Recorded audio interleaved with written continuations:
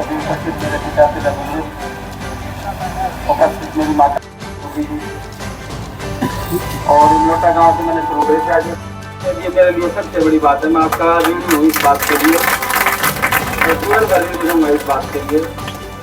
आपका आशीर्वाद रहा, आपका समर्थन रहा, आपका प्यार रहा, तो मैं आपको आज इस चौक पे कहना चाहता हूँ, अगली बार जब इस चौक में आऊँगा तो आपके पास सीधा ही वोट मांगने आऊँगा। मैं तुझसे मेरी झोली भर दियो, इससे ज़्यादा मैं कुछ नहीं करूँगा। भाई जी, आज तीसरा दिन आज सरसपुर में पहुंचे हैं, कैसा रिस्पांस गांव वालों का मिल रहा है और आगे क्या प्रक्रिया रहने वाली है? बिल्कुल बहुत अच्छा रिस्पांस मिल रहा है और जिस प्रकार से मैंने जन आशीर्वाद जिस बात को लेके मैंने शुरू की थी वो आशीर्वाद मुझे मिल रहा है। और आशीर्वाद मेरा अपने स्वार्थ के लिए कोई आशीर्वाद नहीं है, मेरी इस इलाके की लड़ाई है। जो इस इलाके के लोग जो पीड़ित हैं जिस बात के लिए, यहाँ ना पानी, ना यहाँ बिजली, ना यहाँ हमारे युवा बेरोजगारों को रोजगार, ना यहाँ कोई जल भराव की स्थिति से निपटने के कोई साधन, ना यहाँ बाईपास, ना गर्ल कॉलेज, ना सरकारी कॉलेज, ना यहाँ सरकारी अस्पताल में कोई डॉक्टर, तमाम सारी चीज़ें हैं जिसके लिए लड़ाई है। उसी के लिए ये पदयात्रा हमने शुरू की थी और इस पदयात्रा के माध्यम से मैं लोगों के बीच में जा रहा हूँ। तो इस बीजेपी सरकार के कारनामों को उजागर भी कर रहे हैं। आप देखिए किस प्रकार से जब चुनाव आते हैं तो किस प्रकार से ईडी के जो है तोते कांग्रेस के नेताओं के ऊपर छोड़े जाते हैं। तो हम किसी से डरने वाले नहीं हैं, पूरी लड़ाई लड़ेंगे क्योंकि इस इलाके की लड़ाई है। उस इलाके की लड़ाई को जीत के दिखाएंगे। इस भाजपा सरकार को बाहर का सत्ता से रास्ता दिखाने का काम करेंगे। और ये लोगों का प्यार है और ये प्यार इसीलिए है क्योंकि ये खुद भी पीड़ित हैं। इनके साथ पिछले 10 सालों में जिस प्रकार से मेरे दादरी इलाके के साथ भेदभाव हुआ है, अब वो भेदभाव नहीं होगा। इसी इलाके की भी तस्वीर बदलेगी और ये आशीर्वाद भी मैं ये कह सकता हूँ कि लोगों का मेरे को भरपूर इस बात का आशीर्वाद मिल रहा है कि आप आगे बढ़ो, हम आपके साथ हैं। जिस तरह से आप जन आशीर्वाद यात्रा कर रहे हैं उसी तरह दीपेंद्र हुड्डा पूरे हरियाणा में पद यात्रा कर रहे हैं। देखिए बिल्कुल ये दीपेंद्र जी का बहुत बड़ा एक कदम है हरियाणा प्रदेश के लिए। बहुत बार उन्होंने ऐसे कई बार जब हरियाणा प्रदेश के ऊपर कोई बात आती है तो दीपेंद्र हुड्डा जी हमेशा लड़ाई लड़ते हैं। मैं ये कह सकता हूँ कि अब भी उन्होंने जो यात्रा शुरू की है वो देश हमारे प्रदेश के हितों के लिए, क्योंकि प्रदेश से जैसे आज हिसाब मांगने का समय है, क्योंकि 10 सालों का हिसाब आप दीजिए कि प्रदेश ने क्या हिसाब जो है प्रदेश में क्या काम किए, तो हिसाब मांगने के लिए उतरे। और मैं शुभकामनाएं देता हूं कि वो यात्रा के माध्यम से जब दादरी आएंगे तो मैं भी उस यात्रा का ज़बरदस्त तरीके से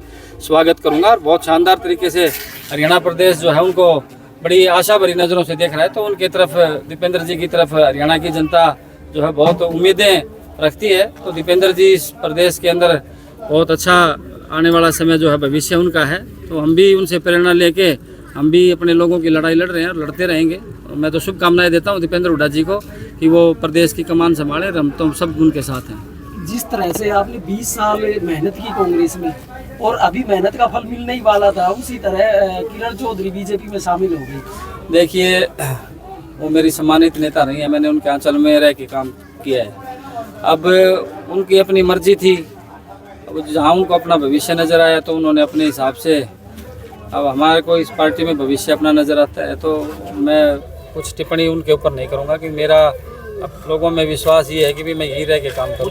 अजीत भाई, आपने बात की ईडी की, तो ईडी रतेरा को लेकर राव दान सिंह के ऊपर लगातार छापे लग रहे हैं कांग्रेस पार्टी कार्यकर्ता पर, तो क्या ये इलाका जो पड़ता है ये भी किरण जी का पड़ता है, तो क्या कहेंगे? देखिए मैं ये कह सकता हूँ कि ये तो ईडी का एक तोता जो है हम बोलते हैं इसको, ये तो एक नेता पे नहीं और भी बहुत सारे नेता टारगेटेड हैं। और क्या पता हमारे घर भी आ जाए, तो हमारे पास तो कुछ है नहीं, हमारे पास तो लोगों का प्यार है।